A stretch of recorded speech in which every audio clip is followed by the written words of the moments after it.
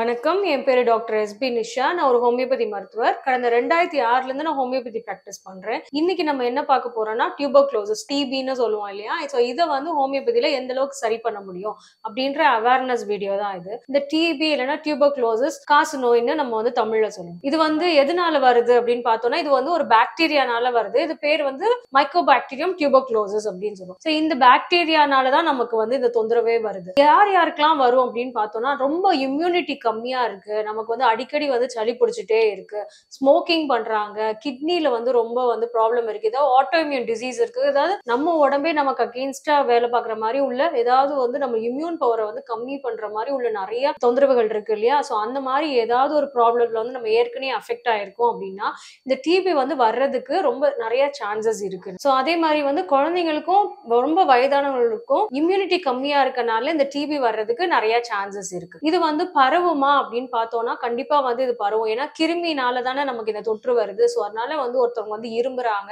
இரும்பும் போது அந்த டிராப்லெட்ஸ் ஏர் டிராப்லெட்ஸ் மாதிரி நமக்கு வந்து அது பரவும் இல்லையா? நமக்கு அந்த கிருமி வந்து அந்த ஒரு தும்மல் போடுறாங்க அப்படின்னா அந்த லைட்டா வந்து அந்த வாட்டர் மாதிரி நமக்கு ஏர் டிராப்ஸ் மாதிரி தூரமா பரவும் இல்லையா? ஸோ இது மூலியமா வந்து இன்னொருத்தவங்க வந்து அந்த காத்தை வந்து சுவாசிக்கும் போது அவங்களுக்கு இம்யூனிட்டி கம்மியா இருந்ததுன்னா இது வந்து ஒருத்தவங்கிட்ட இருந்து இன்னொருத்தவங்களுக்கு பரவுறதுக்கு நிறைய வாய்ப்புகள் வந்து நமக்கு இருக்கு.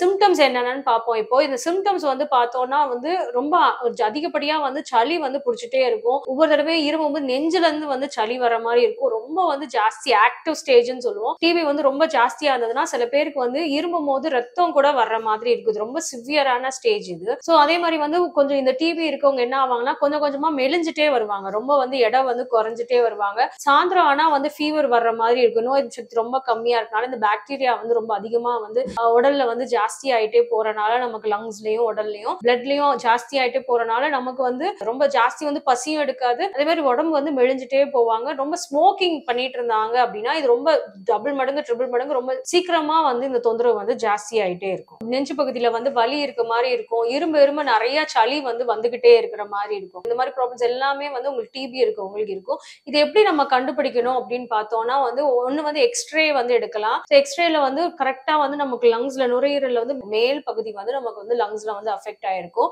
பிளட் டெஸ்ட்ல வந்து நம்ம பார்க்கலாம். இதே மாதிரி ஸ்வாப் டெஸ்ட்னு சொல்லுவோம். சளியை வந்து டெஸ்ட் பண்ணுவாங்க. அதுல ஏதோ அந்த கிருமி இருக்கா அப்படின்றத பார்ப்பாங்க. அதே மாதிரி பிளட் டெஸ்ட்ல வந்து நம்ம கண்டுபிடிக்கலாம். மான்டாக்ஸ் டெஸ்ட்னு சொல்லிட்டு ஒரு ஸ்கின்ல வந்து ஒரு இன்ஜெக்ஷன் மாதிரி லைட்டா வந்து போட்டு அது எந்த அளவுக்கு வீங்குது அப்படின்றத பார்ப்பாங்க. ஸோ ஒரு 15 மில்லிமீட்டருக்கு மேல வந்து அது வந்து லைட்டா வந்து நம்மளுக்கு வந்து அது போட்டு ஒரு 24 மணி நேரத்துல வந்து நமக்கு பெருசா இருந்ததுன்னா அது பாசிட்டிவா இருக்கு, நமக்கு டிபி வந்து அஃபெக்ட் ஆயிருக்கு அப்படின்றது. நிறைய பேருக்கு எதனால இந்த டெஸ்ட் எல்லாம் பண்ணுவாங்கன்னா நிறைய பேர் என்ன சொல்லுவாங்கன்னா சளியே இருக்க மாதிரியே ஃபீல் பண்ண மாட்டாங்க.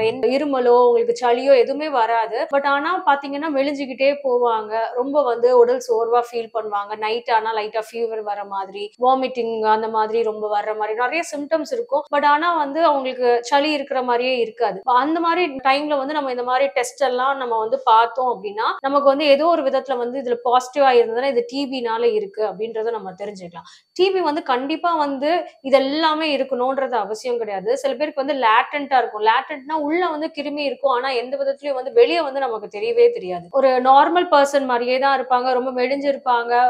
ரொம்ப வந்து இருமல் லைட்டா இருக்கும். மத்தபடி வந்து ரொம்ப ஆக்டிவ் ஸ்டேஜ்ல இருக்க மாட்டாங்க. ஆனா பிளட் டெஸ்ட் நம்ம வந்து ஒரு எக்ஸ்ரே பார்க்குறோம். அந்த மான்டாக்ஸ் டெஸ்ட் எல்லாம் பார்க்கும்போது அவங்களுக்கு வந்து பாசிட்டிவா இருக்கும். டிபி வந்து கண்டிப்பா நுரையீரல் மட்டும்தான் பாதிக்குமா அப்படின்னு பார்த்தோம்னா கிடையாது. அது வந்து மத்த ஆர்கன்ஸையுமே அஃபெக்ட் பண்ணும். முக்கியமா வந்து பிரெயினை கூட அஃபெக்ட் பண்ணும். பிரெயின்ல வந்து மெனிஞ்சைட்டிஸ், டியூபர்குலர் மெனிஞ்சைட்டிஸ்னு ஒரு கண்டிஷன் இருக்குது. அதோட கவரிங்ல வந்து ஒரு இன்ஃப்ளமேஷன் உண்டு பண்ணும். ஹார்ட்ல வந்து ப்ராப்ளம் உண்டு பண்ணும். முக்கியமா எலும்புகள்ல ப்ராப்ளம் உண்டு பண்ணும். ஸ்பைன்ல, ஸ்கின்ல இது மாதிரி நிறைய ஆர்கன்ஸ்ல வந்து இது வந்து டிபி வந்து அஃபெக்ட் பண்ணும். ஸோ அதனால ஃபர்ஸ்டே வந்து நமக்கு வந்து ஏதாவது ஒரு காய்ச்சல் வருது, அடிக்கடி சளி பிடிச்சிட்டே இருக்கு, ஒரு தடவை சளி பிடிக்குதுன்னா சரியாற மாதிரி இருக்கு, திருப்பி திருப்பி வந்துட்டே இருக்கு அப்படின்னா நம்ம வந்து டிபி நமக்கு இருக்கா அப்படின்றத நம்ம வந்து சின்ன குழந்தைங்களுக்கு பிரைமரி காம்ப்ளெக்ஸ்ன்னு சொல்லுவோம். பெரியவங்களுக்கு டிபி அந்த மாதிரி டியூபர்குலோசிஸ் அப்படின்ற மாதிரி டயக்னோஸ் பண்ணுவோம். ஸோ இது இருக்கா அப்படின்றத நம்ம வந்து ஃபர்ஸ்டே வந்து ரொம்ப சீக்கிரமா வந்து டயக்னோஸ் பண்ணோம் அப்படின்னா ஹோமியோபதியில வந்து இதை வந்து சரி பண்றது வந்து ரொம்ப ஈஸியா இருக்கும். ஹோமியோபதியில வந்து ஒரு மைல்டு ஒரு மாடரேட் கேசஸ், அதாவது வந்து லைட்டா வந்து உங்களுக்கு ஸ்டார்டிங் ஸ்டேஜ்ல இருக்கு டிபி அப்படின்னா ரொம்ப சீக்கிரமா வந்து நம்ம சரி பண்ணிடலாம். ரொம்ப ஆக்டிவ் ஸ்டேஜ்ல இருக்கிறாங்க அப்படின்னா அலோபதி மெடிசன்ஸோட சேர்த்து நம்ம வந்து ஹோமியோபதியும் சேர்த்து கொடுக்கும் போது உங்களுக்கு நல்லா வந்து இம்ப்ரூவ்மெண்ட்ஸ் இருக்கு.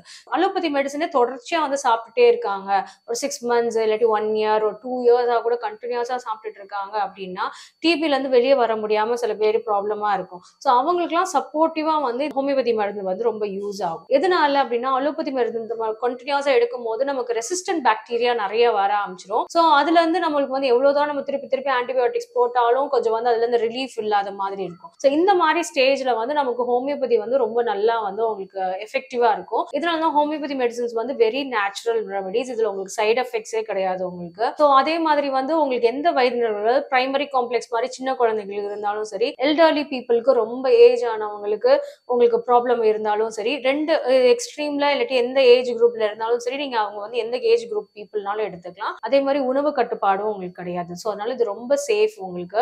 டிபி பொறுத்த வரைக்கும் லேட்டன் ஸ்டேஜ்ல இருக்கு, ஸ்டார்டிங் ஸ்டேஜ்ல இருக்காங்க, கொஞ்சம் வந்து மாடரேட்டா தான் இருக்கு, ப்ராப்ளம் கொஞ்சமா கம்மியா தான் இருக்கு அப்படின்னா அந்த டியூபர்குலோசிஸ்க்கு நம்ம தாராளமா ஹோமியோபதி எடுக்கலாம். ரொம்ப ஆக்டிவ் ஸ்டேஜ்ல இருக்கு, ரத்தமா வந்து வருது, இருமும் போதெல்லாம் ரத்தம் கலந்து வாந்தி வருது, ரத்தமே வருது அப்படின்னா நம்ம அலோபதியோட சேர்த்து தான் நம்ம கண்டிப்பா இதுக்கு எடுத்து ஆகணும். ஹோமியோபதியில ரொம்ப நல்ல மருந்துகள்லாம் இருக்கு. முக்கியமா வந்து ஃபெர்ரமெட், ஸ்டானமெட், உங்களுக்கு டியூபர்குலினம், ஹெப்பாசல்ஃப், இந்த மாதிரி ரொம்ப நிறைய நல்ல மருந்துகள்லாம் இருக்கு. ஸோ இதுல வந்து எந்த மெடிசன் வந்து ரொம்ப நல்லா மேட்ச் ஆகுது அப்படின்றத பார்த்து நம்ம கொடுக்கும் போது ரொம்ப நல்ல ரிசல்ட் இருக்கு. இதானா கொஞ்சம் காலமா எடுத்துட்டு இப்ப திருப்பி வந்து டெஸ்ட் பார்த்து நெகட்டிவ் ஆகிற வரைக்கும் நம்ம கண்டினியூ பண்ணணும். நம்ம இதுல இம்யூன் பவர் நல்லா கூட்டுறதுனால நமக்கு வந்து ஹோமியோபதியில நம்ம வந்து இந்த டியூபர்குலோசிஸ்க்கு எடுக்கிறது வந்து ரொம்ப பெஸ்ட். அதே மாதிரி உங்களுக்கு இதுல வந்து சைடு எஃபெக்ட்ஸும் இல்லாதனால நம்ம தாராளமா வந்து இந்த ஆல்டர்னேட்டிவ் மெடிசனை அலோபதியோட சேர்ந்து எடுக்கலாம், நீங்க தனியாவும் எடுக்கலாம். கொஞ்ச நாளா வந்து கண்டினியூஸா வந்து நம்ம கரெக்டா வந்து ஸ்டிக் ஆன் பண்ணி அந்த ட்ரீட்மெண்ட் வந்து கண்டினியூ பண்ணணும். ஸோ இது ரிலேட்டடா உங்களுக்கு எதுவும் டவுட்ஸ் இருந்ததுன்னா நீங்க கமெண்ட் செக்ஷன்ல கொடுங்க, நான் ரிப்ளை பண்றேன். நன்றி, வணக்கம்.